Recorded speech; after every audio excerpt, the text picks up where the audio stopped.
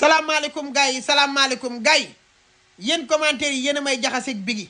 effacé naa vidéo yi ma daan def ci Biggi yëpp Biggi nit ku baax la Mama Salimata Gueye léegi la ma woo Wally Ballago Seck seede na mbaaxam Baye Zal seede na mbaaxam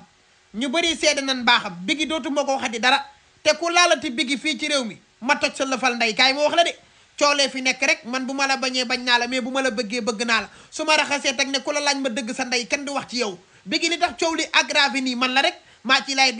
vidéo ñeneen ñi am fit mais bu ma waxul ci Biggi ku wax ci moom ma toj sa cottu ndey waaw Biggi nit ku baax la bàyyi leen ko mu nekk ci jàmm waaw am na droit défendre Mia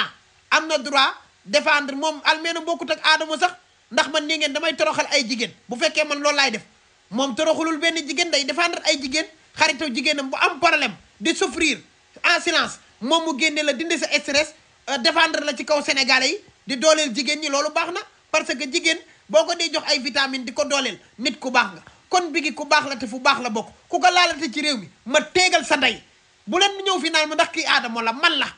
Biggi sama Biggi la ba kenn laal ko rek wasalaam